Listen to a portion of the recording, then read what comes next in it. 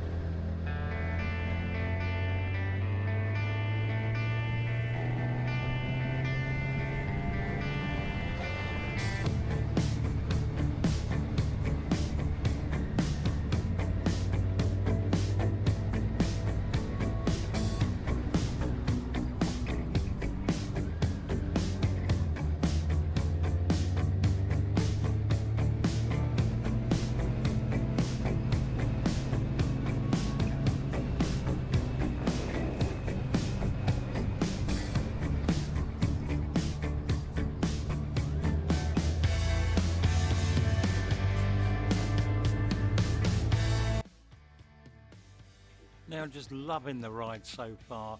During my planning, this place hadn't even popped up on my radar, but I couldn't resist just pulling in. I'd come up above the clouds and this was just absolutely stunning.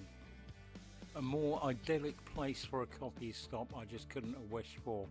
And with coffee at €2.50, it certainly wasn't a rip-off either. This ride delivered way above my expectations. It was just absolutely beautiful, and I had to take a quiet moment just to actually take it all in.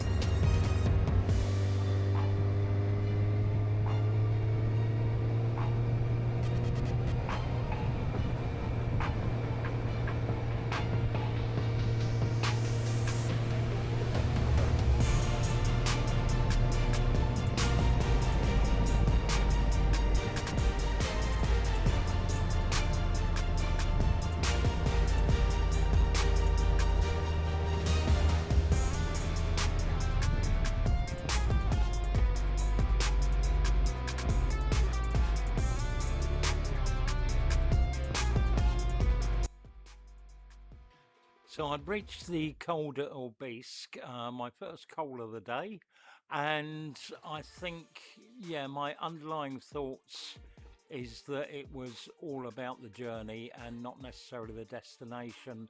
Stunning as it was the ride that had really done it for me. Now, if you're wondering, and I certainly did, Col is actually a gap in the peak of a mountain range, allowing passage through. So there's your little tip for the day. So next on my stop was going to be the Col du Tourmalet. Again, this was probably about a hour and a half, hour and three-quarter ride from the Col du Tourmalet. So unfortunately, I've actually had to quite heavily edit some of the footage, hopefully keeping in some of the best bits, including a couple of crude but very effective tunnels actually en route.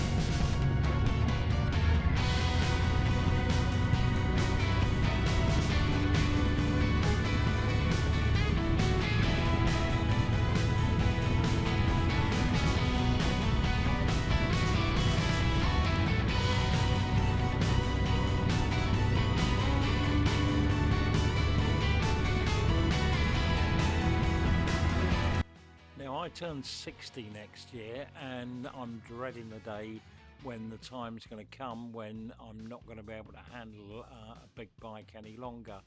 So looking at it, that's probably not a bad way to get around onto four wheels.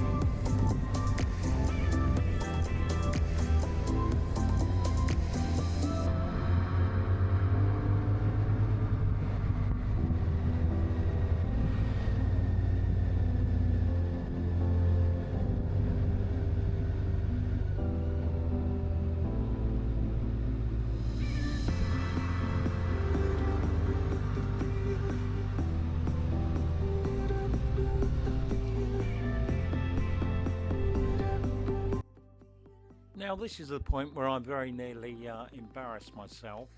A very kind biker, I thought, was gesturing me into a parking space. As it turned out, he was actually waving his mate in. So instead I waited patiently for the cyclist to actually move on so I could park up and explore the Col du Tourmalet. Now it appeared to be a far more popular destination than the Col du Tourmalet, and when I actually left it really was quite busy.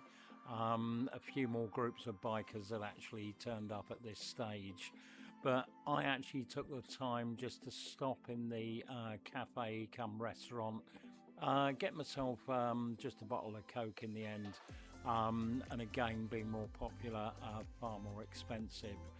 Now I met one guy there, another solo traveller, and he was telling me he'd actually done the journey just 2 years beforehand and had actually arrived in quite dense cloud. So I really was just so lucky to arrive on a decent day where I could actually enjoy the scenery and enjoy this stunning ride.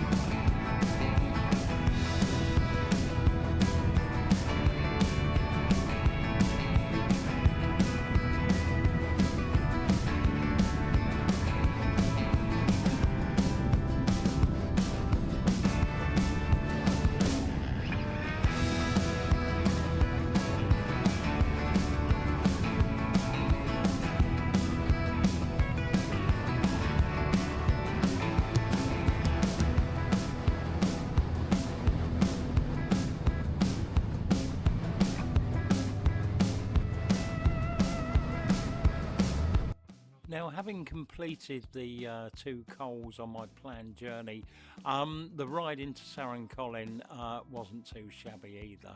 This whole region, in fact, was just way beyond my expectations, and I really don't know why I hadn't actually ridden it before. Generally, when I'm riding down through France into Spain, it's more about getting into Spain, but as I say, this whole region just absolutely amazing. Really lucky with the weather. Now, I'd chosen Sarrincolin as my end destination, as it actually led on the following day as a almost direct route across into Spain, and arriving into Jaca. So I shall leave you with the last of the footage of my one-day trip in the French Pyrenees.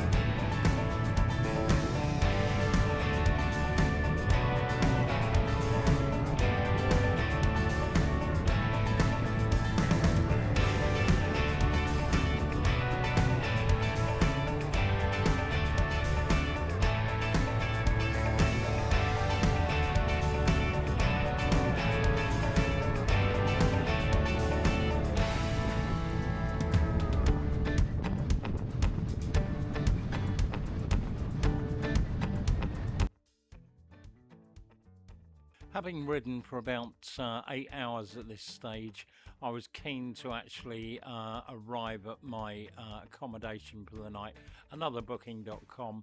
When I travel solo, I tend to be honest, book based on price. And I think this apartment, it was a one bedroom apartment, very basic, worked out to about £50 for the night. Unfortunately, being a Monday, everywhere was actually shut except for the local supermarket. So I just grabbed myself some food and basically crashed out. The following morning, I woke and lo and behold, it was low cloud, it was drizzle, but I was going to be heading across again over the Pyrenees and into Spain. If you'd like to see more of my footage from this trip and in fact last year's trip also, then please subscribe to my channel. Would appreciate a like if you've actually enjoyed what you've seen. So hopefully you will like, you will subscribe, and you get to enjoy some more of my footage as I post.